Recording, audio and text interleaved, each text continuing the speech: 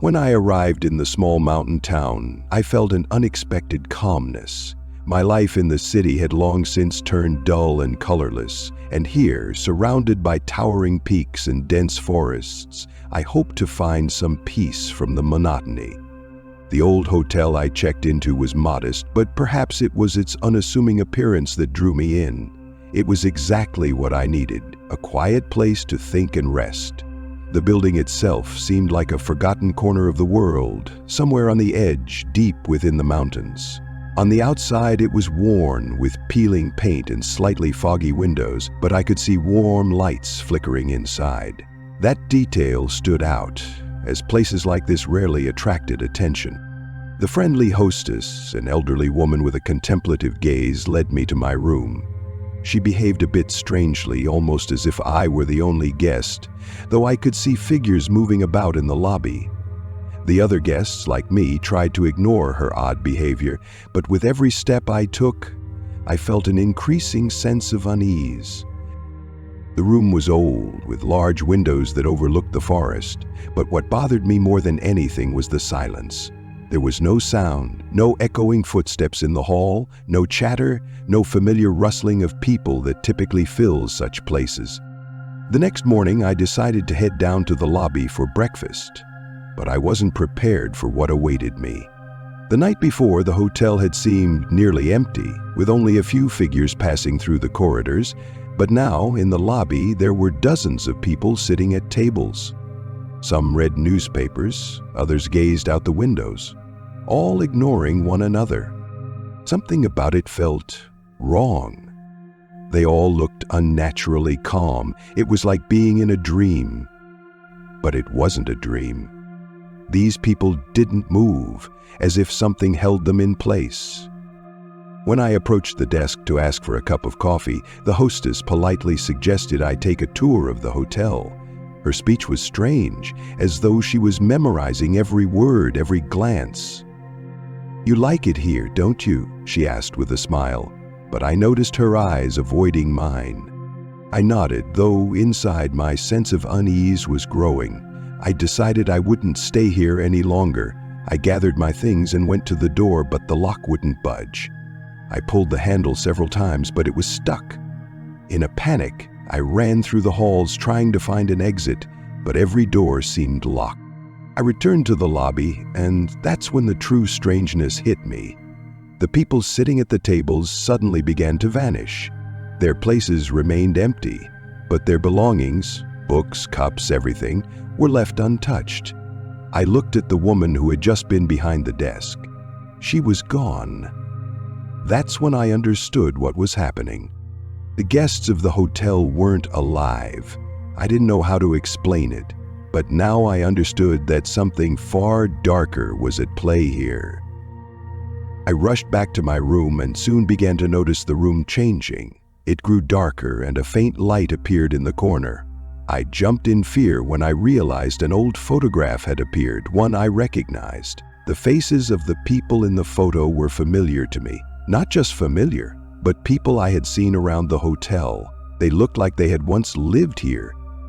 I started reading old newspaper clippings in the room, and all of them spoke of people who had gone missing in these mountains. Then it dawned on me, this hotel was cursed, and its walls consumed those who stayed here, trapping them in a state between life and death. These were the lost souls, those who had disappeared here, and now they were a part of the hotel. I tried to escape, but no matter how hard I tried, the exit was always out of reach. Time seemed to lose its meaning. I got lost in endless corridors that hadn't been there before. The doors I knew vanished, and those that remained led to different places than they should have. At night, I heard rustling. It was something alien, ominous, almost like the breath of something huge and invisible. I could feel the hotel's walls closing in on me, squeezing tighter with every passing second. I realized I was about to become part of this place, like all those who had once lived here. But somehow I managed to get out. Don't ask me how. My mind has no clear memories of how I found myself outside in the crisp mountain air, free at last. Later, when I looked back, the hotel was gone. It had simply dissolved into thin air, as though it had never existed. I am alive, but something has changed inside me, and I know that one day I will find myself there again, in that very hotel, on the edge of the world. Shadows behind the wall. When I was assigned to write an article about a remote hotel in the mountains, I had no idea that this place held something much darker than just a grim history filled with old rumors and unexplained events. There were those who claimed that strange footsteps echoed in the empty corridors and whispers could be heard in the dark corners. Was it just a trick of the mind? Or was there something real and sinister lurking in the old brick walls? I was about to find out for myself. The hotel stood on the edge of an isolated mountain valley, surrounded by ancient trees that never shed their snow, even in the summer.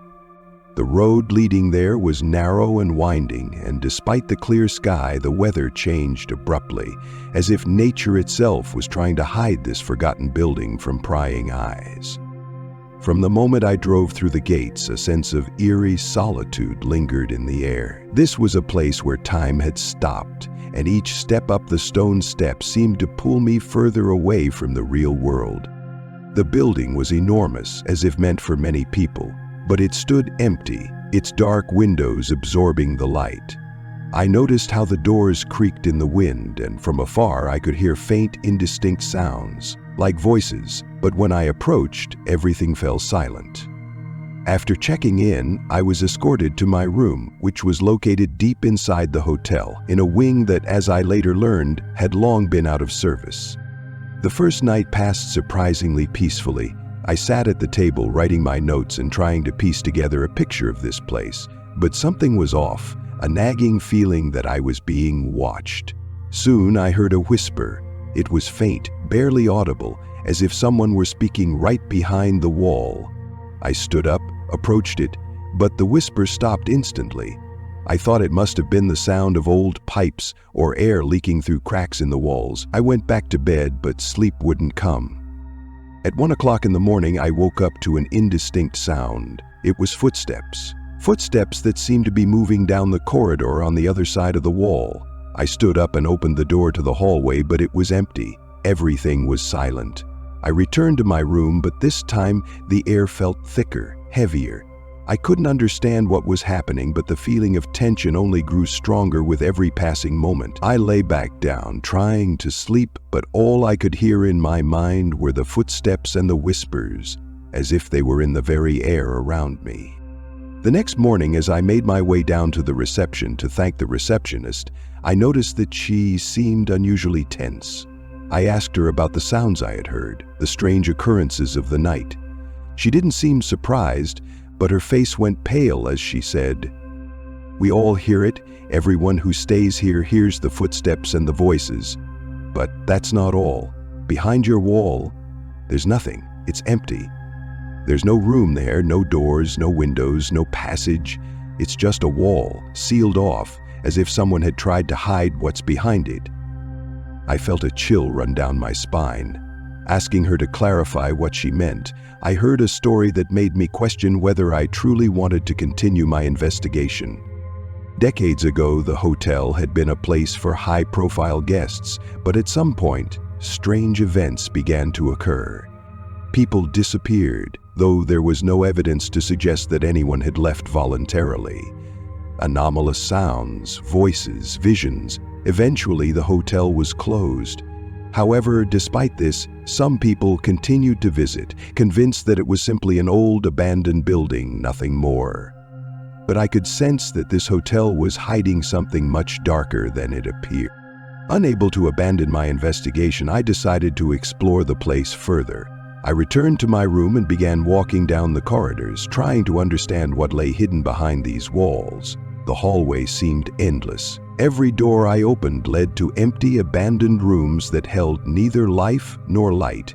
The more I walked, the clearer it became that with every step I was losing my sense of direction. Everything was the same, identical walls, identical doors, and a suffocating emptiness that seemed to be alive. And then I saw him. He appeared at the end of the corridor, his figure dark and indistinct.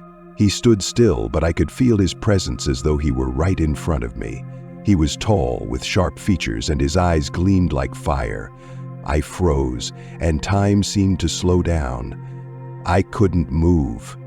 He began to move toward me, but his steps were unnaturally smooth, as though he wasn't touching the floor. I screamed, but my voice didn't escape my throat, as if something had squeezed it shut. He approached, and I felt an icy coldness paralyze my entire body. When he was a meter away, I closed my eyes in terror, hoping that it was just a nightmare, that I would wake up. And then I woke up. But it wasn't over. When I opened my eyes, I was in the same room. I lay in bed, but the window was shut and no light came in. It was exactly like in the nightmare. My gaze fell on the door, and I realized I wasn't alone. I heard footsteps, growing closer and closer. I jumped out of bed, but when I reached the door, I found it wouldn't open. There was no sound outside, but I could feel something watching me. As I turned, I saw that in the corner of the room, a shadow stood still. In that moment, I understood that everything I had seen was only part of something much more sinister, something tied to the very fabric of this hotel. Its walls concealed something that could not be described in words, and perhaps I had become part of this nightmare. But when I tried to leave, I realized the hotel wasn't letting me go.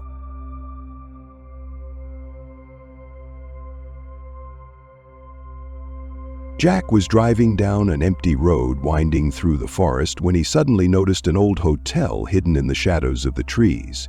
It was so well concealed that if it hadn't been for the light filtering through the branches, Jack might have passed it by without ever seeing it. The weather was overcast, the sky covered in clouds, and the air was damp, but he felt a strange sense of calm. Just the kind of place to rest and hide from the world, the solitude he had been searching for. The hotel was ancient, its stone facade covered in moss and lichen, almost as if it had grown out of the forest itself. It looked as though its existence was part of the forest, not a separate building at all. The windows glowed dimly in the dark, giving the place a grim and mysterious look. At the front desk, an elderly man greeted him with a slight look of surprise, as if Jack were not the first guest to arrive there in many years. "Good evening," the old man said, his face expressionless. "How may I assist you?" Jack set his bag down on the counter and, scratching the back of his head, said, "I'd like to stay for just one night. Is that possible?" The man lifted his gaze and held it on Jack a bit longer than necessary. Then he spoke in a lower voice, as though reciting something sacred. "Are you sure you want to stay?" Jack was taken aback and forced a smile. "Yes, I'm sure. I'm tired and just need to rest." The old man didn't respond right away. Instead, he stared at him again, almost as if carefully scrutinizing him. Then, softly, he continued, "You haven't forgotten something important, have you?" Jack, slightly bewildered, looked away and said, "I don't think I understand what you mean." The man handed him a key without saying another word, simply nodding as though inviting him to proceed. "Room 303, he said, and for a brief moment his eyes seemed even emptier than before. When Jack took the key, he felt a strange heaviness in his hand, but he didn't dwell on it. His fatigue made him more eager to dismiss his unease than to try and make sense of the situation. The room turned out to be peculiar. Old furniture covered in a thick layer of dust, heavy curtains blocking any light, giving the space an impression of time frozen in place. He walked into the bathroom, outdated plumbing, cracked tiles, and a mirror with strange, almost deliberate cracks, as though it had endured many years trying to preserve something of its past. Everything felt abandoned, yet strangely cozy at the same time. Jack placed his bag on the table, took out his books, and spread them on the bed, deciding to read for a while before going for a walk in the woods. But a strange feeling of unease lingered. He tried to shake it off, but his inner anxiety kept growing. 2 hours later, hearing strange noises in the hallway, he stepped out, hoping to find someone to talk to and perhaps calm his nerves. The hallway was long and gloomy, the dim light from the lamps barely illuminating the walls. Suddenly, he ran into someone walking down the corridor. The man was middle-aged, and his gaze was empty, as though he were lost in another world. He didn't notice Jack as he walked slowly and mechanically. Jack couldn't help but notice how his eyes seemed almost glassy, his movements those of someone who didn't live in the real world. "Hey!" Jack called, but the man didn't respond. He stopped in front of one of the doors, reached for the handle, opened it, and disappeared inside without saying a word. Jack's heart tightened at the sight. He couldn't understand what kind of place this was or what was wrong with the man. He continued down the hallway, but soon realized that the hotel was much larger than it appeared. All the other guests he encountered seemed as though their minds had been lost, their bodies continuing to function without true consciousness. People walked through the halls, ignoring one another, repeating the same actions over and over. Jack couldn't tear his eyes away from these strange figures. This place, this hotel. He sensed something was wrong, but couldn't put his finger on what. He went to the front desk to find the elderly man, but once again he was alone. A strange silence hung in the air, and the hotel felt abandoned. Then Jack decided to step outside, into the forest, hoping to find some sort of explanation. But as soon as he opened the door, a cold wind hit his face, and the forest outside stretched dark and endless, like a black sea that would swallow him if he stepped even a little further. Then his attention was drawn to a strange figure standing at the end of the hallway. It was a woman, looking as if she too was part of this eerie place. She was whispering something under her breath, but when Jack approached, her face turned lifeless. "Help me," she whispered. "I can't leave. They won't let me go." But when Jack tried to approach her, the woman disappeared, melting into the shadows. Then he understood.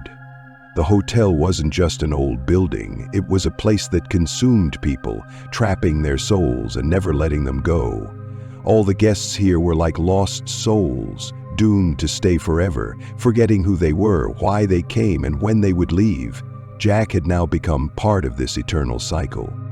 He tried to escape, but every time he stepped toward the exit, his steps always led him back to room 303, as though this hotel were not just a building but an entire world where there was no way out. Every attempt to break the cycle only made him more entrenched in this place. And then one day, after another futile attempt to find an escape, Jack looked into the mirror and saw not his own reflection. He saw the same eyes he had encountered in the hallway, empty, lifeless, tinged with despair, but no longer his own. And in that moment he realized he had become part of the hotel, just like all the others he had met. He had been consumed by this place, and now, like everyone else, he was trapped here forever.